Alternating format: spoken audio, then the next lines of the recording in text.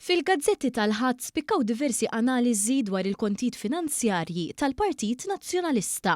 Fil-fatt skont il-gazzetta Sunday Times, il-Partit Nazzjonalista waqgħu ħofra finanzjarja bl-isem ta' Media Link u fuq medda ta' 8 snin kellu jagħmel tajjeb għal djun ta' 10 miljun euro minħabba din l-istess kumpanija. Il-ġurnal innota kif il-kontijiet tal-Media Link mhumiex pubbliċi u għalhekk impossibbli wieħed ikun jaf kemm hemm djun aktar li l-PN se jkollu jagħmel tajjeb għalihom.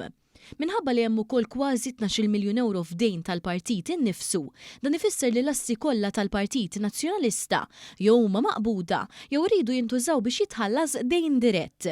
Dan iġib fix-xejn dak li sostna Alex Borch li l-PN għandu assi aktar milli għandu djun. Is-Sunday Times innotat ukoll li jekk tħares lejn dawk klassi li jistgħu jiġu likwidati mal-ewwel u dawn jitqablu ma' djun immedjati tal-PN, il-partit bilkemm jista' jkopri nofs l-obbligi li għandu.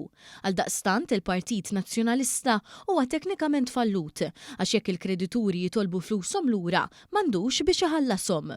Ta' min ifakkar li sissa sa tmiem din is-sena l-PN irid iħallas lura dejn ta' miljun euro u li sa tmiem is-sena d-dieħla jrid iħallas lura 4 miljun euro oħra.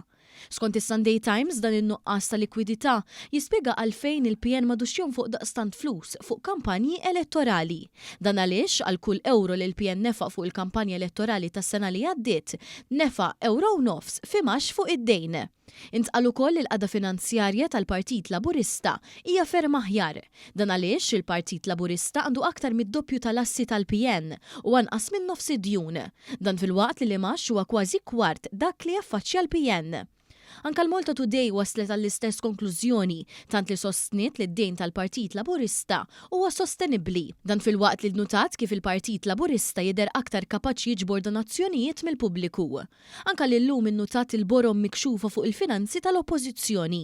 Dan fil-waqt li qalet li l-persuna li awditjat il-kontijiet tal-PN għadu kemm fetaħ kumpanija tal-awditjar Fawdex propju f'Settembru jew ftit ġimgħat qabel ivverifika l-kontijiet kollha tal-Partit Nazzjonalista.